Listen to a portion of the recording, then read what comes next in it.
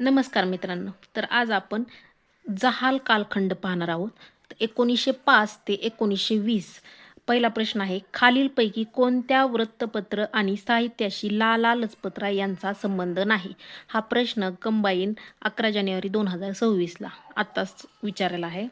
तर त्यांनी पंजाबी हे वृत्तपत्र प्रकाशित केले. त्यांनी यंग इंडिया या ग्रंथाचे लेखन केले.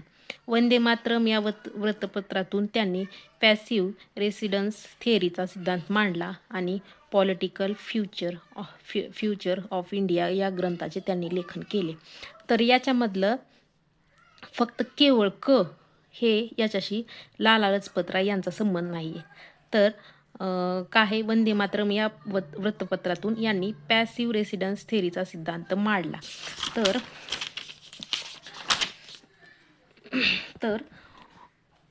वंदे मातरम या वृत्तपत्रातून अरविंद घोष यांनी हा सिद्धांत मांडलेला आहे, लाला लजपतराय यांनी नाही. हे लक्षात ठेवायचं की वंदे मातरम पॅसिव्ह रेसिडन्स थेअरीचा सिद्धांत अरविंद घोष यांनी मांडलेला आहे, लाला लजपतराय यांनी नाही.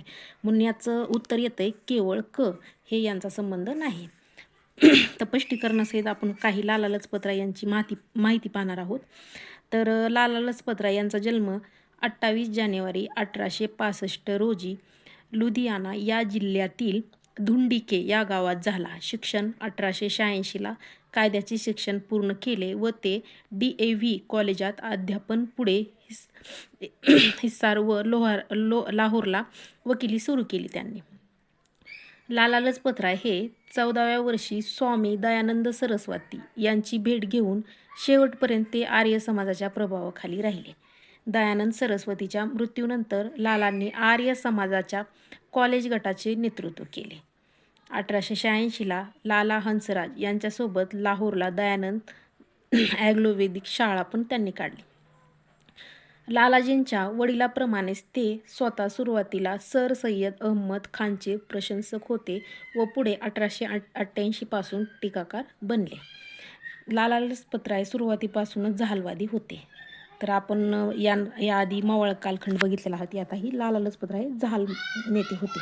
मवाळावर टीका करताना म्हणायचे की मवाळांचे लांबलचक अर्ज म्हणजे भीक मागणे असे टिळकाप्रमाणे मत मांडायचे.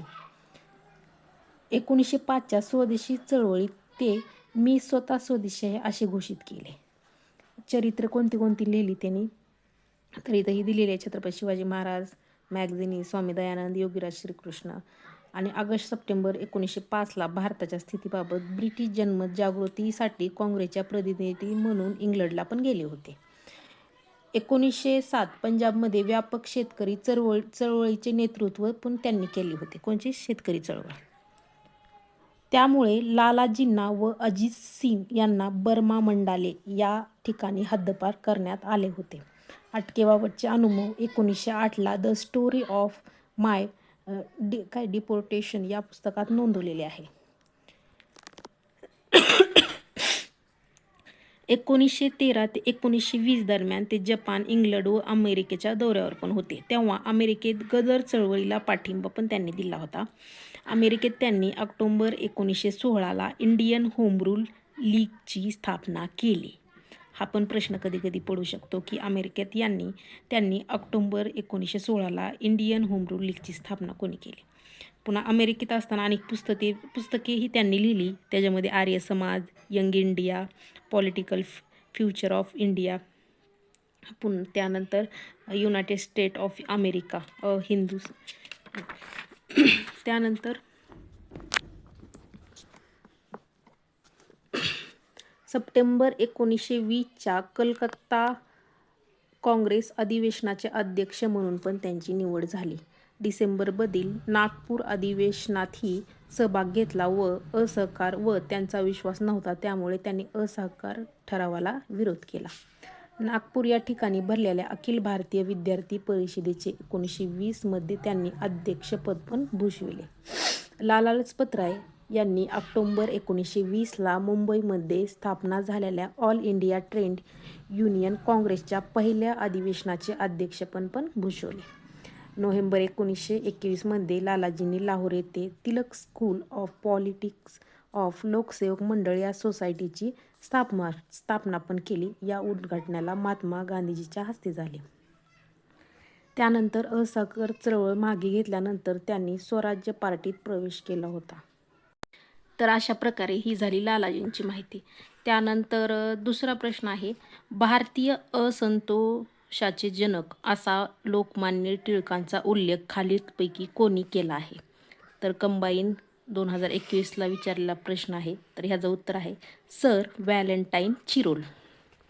तर स्पष्टीकरणासहित आपण बघू की व्हॅलेंटाईन चिरोल हे ब्रिटिश पत्रकार होते. त्यांनी 1905ला वंगभंग चळवळी दरम्यान भारताला भेट दिली.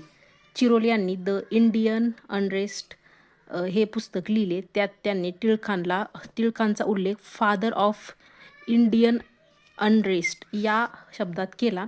29 जानेवारी 1919 रोजी टिळकांनी व्हॅलेंटाईन चिरोल यांच्या विरोधात अब्रू नुकसानीचा खटला पण इंग्लंडमध्ये दाखल केला होता.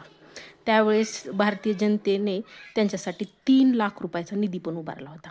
तर टिळकांनी व्हॅलेंटाईन चिरोल यांच्याविरुद्ध अब्रू नुकसानीचा खटला दाखल केला होता. तर हे बघा किती छान दिले की टिळकांचे वकील कोण होते? तर जॉन सायमन आणि चिरोलचे वकील होते एडवर्ड कार्सन. तर हे थोडक्यात लक्षात ठेवायचं की टिळकांचे वकील सायमन होते आणि हे कार्सन. आणि न्यायाधीश बघा किती भारी होते, डार्लिंग. तर टिळकाविरुद्ध त्यांनी खटला हारले. टिळक हे खटला जे होते ते हारले. पण जर प्रश्न आला तर लक्षात ठेवायचं टिळकांचे वकील सायमन, चिरोलचे वकील कार्सन आणि न्यायाधीश डार्लिंग. आणि किती 3 लाख रुपयाचा निधी उभारला होता. तर ह्याचं आपल्याला प्रश्न काय विचारला होता? भारतीय असंतोषाचे जनक असा लोकमान्य टिळकांचा उल्लेख कोणी केला होता? तर सर व्हॅलेंटाईन चिरोलने. एवढं लक्षात ठेवा. त्यानंतर आहे स्वराज्य म्हणजे स्वयंशासन असे लोकमान्य टिळकांना वाटत होते. तर स्वराज्य म्हणजे परकीय राजवटीपासून पूर्ण मुक्तता असं कोणाला वाटत होते? तर याचं उत्तर आहे अरविंद घोष. फक्त अरविंद घोष. तर आपण ह्याच्यामध्ये पूर्ण स्पष्टीकरणासहित बघू. स्वराज्य शब्दाचा प्रथम उच्चार 1906 कलकत्ता अधिवेशनात दादाभाई नौरोजी यांनी अध्यक्षीय भाषणात उच्चारले, पण व्याख्या केली नाही. स्वराज्य म्हणजे काय हे स्पष्ट केलं नाही. त्याच वेळेस लोकमान्य टिळकांना 1905 स्वदेशी चळवळीत स्वराज्य म्हणजे पूर्ण स्वराज्य असे अपेक्षित होते. पण 1916 होम रूल चळवळीत त्यांनी आपला पूर्वीचा निर्णय बदलून स्वराज्य म्हणजे स्वयंशासन असे म्हटले. पण अरविंद घोष यांना स्वराज्य म्हणजे संपूर्ण स्वातंत्र्य असाच अर्थ कायम अभिप्रेत होता. तर पण राष्ट्रीय काँग्रेसने अधिकृतरित्या 1931च्या लाहोर अधिवेशनात पूर्ण स्वराज्याचा ठराव पास केला. तर अरविंद घोष वयाच्या 7व्या वर्षी इंग्लंडला गेले. शिक्षण पूर्ण झाल्यानंतर ICS परीक्षेत पास झाले. वृत्तपत्र त्यांनी युगांतर आणि वंदे मातरम हे लिहिलेले. मात्र घुडस्वारीची चाचणी पास न करू शकल्याने त्यांना सेवेत घेतले नाही. मावळ्यावर टीका करणारा लेख त्यांनी लिहिला. New lamp for the world. Calcutta national कॉलेजचे प्राचार्य बनले. जाधवपूर विद्यापीठात 1910ला पांडिचेरी येथे राहू लागले. अलीपूर खटल्यानंतर राजकारणातून संन्यास घेतला. आध्यात्मिक कविता सावित्री ओळ्यांची ही इंग्रजी भाषेतील सर्वात मोठी कविता पण त्यांनी लिहिली. त्यानंतर आपण 4था प्रश्न बघणार आहोत. जहाल काळात केसरी व मराठा जनजागृतीत आघाडीवर होते. टिळक व आगरकर यांच्याशी कसे संबंधित होते? त्यांनी केसरी इंग्रजीत व मराठा मराठीत 1881 मध्ये सुरू केले. आगरकरांनी मराठाचे तर टिळकांनी केसरीचे संपादन केले. वरील दोन्ही विधाने बरोबर आहेत. वरील एकही विधान बरोबर नाही. तर याचं उत्तर आहे वरील एकही विधान बरोबर नाही. तर प्रश्न काय आहे? जहाल काळात केसरी व मराठा जनजागृतीत आघाडीवर होते. टिळक व आगरकर यांच्याशी कसे संबंधित होते? तर याचं एक पण उत्तर बरोबर नाही. ते का बरोबर नाही तरी स्पष्टीकरणासहित बघू आपण. केसरीत लेख राज्य करणे म्हणजे सूड उगवणे नव्हे, सरकारचे डोके ठिकाणावर आहे का हे अग्रलेख टिळकांनी लिहिला होता. त्यामध्ये 1881 मध्ये टिळक व आगरकर यांनी टिळक वृत्तपत्र मराठात 2 जानेवारी 1881ला लिहिली. भाषा इंग्रजी भाषेत निघत असे. हे वृत्तपत्र सुशिक्षित भारतीयांसाठी होते. मराठाचा खप अधिक होता. आगरकर केसरी 4 जानेवारी 1881ला मराठी भाषेत निघत होते. राजकीय स्वातंत्र्य की सामाजिक सुधारणा यावरून टिळक व आगरकर मतभेद, त्यामुळे 1887ला आगरकरांनी केसरीचा राजीनामा दिला. आगरकर 1888 सुधारक वृत्तपत्र सुरू केले. तर आगरकरांनी सुधारक हे चालू केले आणि टिळकांनी कोणतं होते? मराठा. तर लोकमान्य टिळकाबद्दल काही माहिती आहे. त्यांचा जन्म, लोकमान्य टिळकांचा जन्म 23 जुलै 1856 रोजी रत्नागिरी जिल्ह्यातील चिखली या गावी झाला. शिक्षण BA, पुण्याच्या डेक्कन कॉलेजमध्ये LLB, बॉम्बेच्या कॉलेजमध्ये झाले. कोणचे? BA. आणि 1880 लोकमान्य टिळक, आगरकर, विष्णूशास्त्री चिपळूणकरांनी पुण्यात न्यू इंग्लिश स्कूलची पण स्थापना केली. 1884 पुण्यात डेक्कन एज्युकेशन सोसायटीची स्थापना. यामार्फत 1885मध्ये फर्ग्युसन कॉलेजची सुरुवात पण टिळकांनी केली. 1881मध्ये 2 जानेवारी 1881 इंग्रजी भाषेत टिळकांनी मराठी वृत्तपत्र काढले. 4 जानेवारी 1881 मराठी भाषेत टिळकांनी केसरी वृत्तपत्र सुरू केले. त्याचे संपादक आगरकर होते. 1887मध्ये त्यांनी केसरीचा राजीनामा दिला. पुढे आगरकरांनी सुधारक 1888मध्ये सुरू केले. अगोदर सामाजिक सुधारणा की राजकीय सुधारणा यावरून मतभेद होते. 1890 काँग्रेसमध्ये प्रवेश केला. 1883मध्ये गणेशोत्सव, तर 1895मध्ये शिवजयंती उत्सवाची सुरुवात केली. तर गणेशोत्सव आणि शिवजयंती कोणत्या वर्षात केली, तर हे प्रश्नाला तर लक्षात ठेवा. 93मध्ये गणेशोत्सव आणि शिवजयंती 1895मध्ये. टिळकांनी करबंदी चळवळ सुरू केली 1896 ते 97मध्ये. चाफेकर बंधूंनी रॅडचा खून 1897 केल्यानंतर सरकारने टिळकांना खुनास प्रोत्साहन दिल्याच्या कारणावरून 18 महिन्याची कारावासाची शिक्षा पण दिली.